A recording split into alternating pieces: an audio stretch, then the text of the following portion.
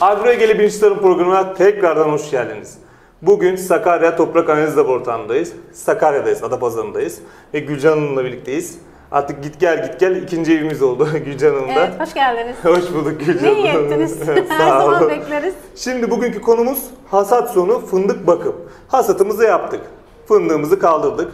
Şimdi ne yapacağız? Konumuz bu.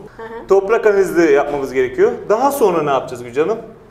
Şimdi daha sonra muhakkak fındık üzerinde belirlen püsleri ve gözleri beslemek için bor, çinko ve fosfor içerikli bir gübre atmamız gerekiyor yapraktayken.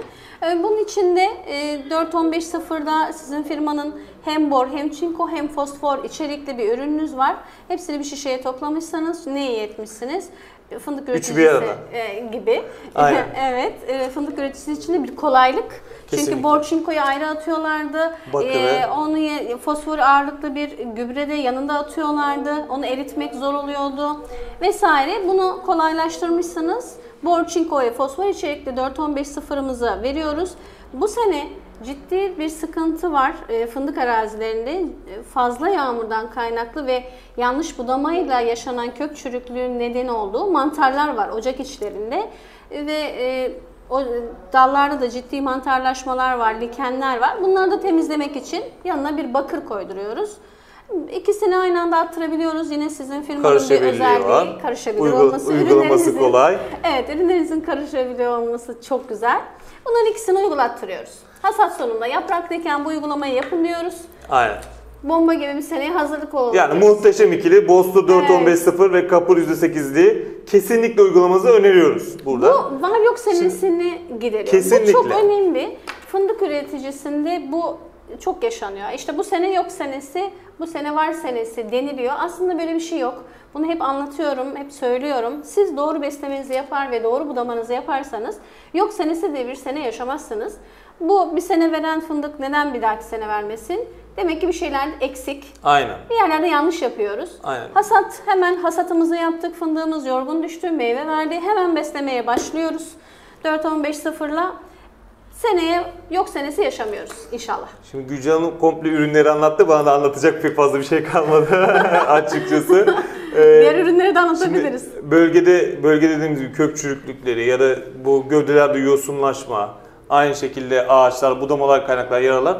Biz bakır sülfat öneriyoruz. Yani kendi ürünümüzde bakır sülfat var. Bostur Kapır, %8'lik bakır. Bunu öneriyoruz. Gülcan Hanım Sakarya Toprak Analiz Laboratuvarı. Buradan çiftçilerimize de çok kolaylık sağlıyor. Geçen videoda hatırlarsınız belki. Toprağına kadar gidip toprak alıyor yani. Toprak numunesi kendi alıyor. Evet. Yani mühendislerimiz araziye gidiyoruz. Kesinlikle. Çünkü yani nereden aldıklarını bilemiyorum. Yanlış bir alımda yani sizin bana getirdiğiniz numune o bahçenizi temsil etmek zorunda. Aynen. Ama siz bunu nasıl temsil edeceğini bilemeyebilirsiniz. Bu konuda da bizim mühendislerimiz araziye gidiyor. Araziye şöyle bir sınırları belirliyoruz.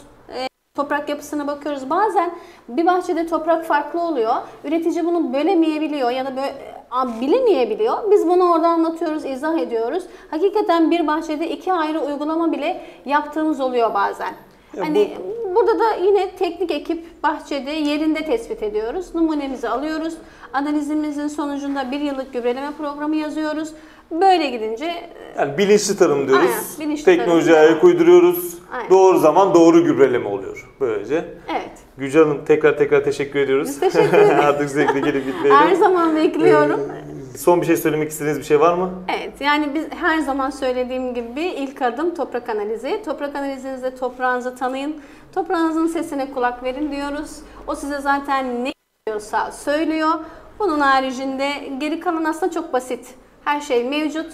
Sizin elinizde bir reçete olduktan sonra bu uygulamayı yaptığınızda geri dönüşler mükemmel. Harika. Bereketli yine sezonlar diliyorum inşallah. Fındık fiyatının artmasını diliyoruz bütün İnşallah, üreticiler gibi. İnşallah. Bizim de niyetimiz o yönde. Üretici para kazansın, mutlu olsun. Aynen. Çiftçimizin dediğim gibi mutluluğu bizim gururumuzdur. Aynen. Biz mutlu etmeye devam ediyoruz. Çalışmaya devam, durmak yok.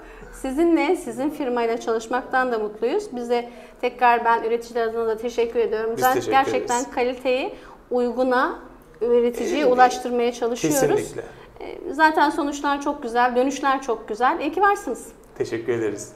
Çiftçimizin mutluluğu, tekrar söylüyorum, bizim gururumuzdur. Sağlıcakla kalın. Aşağı taraftan abone ol tuşuna basmayı kesinlikle ve kesinlikle unutmayın. Görüşmek üzere.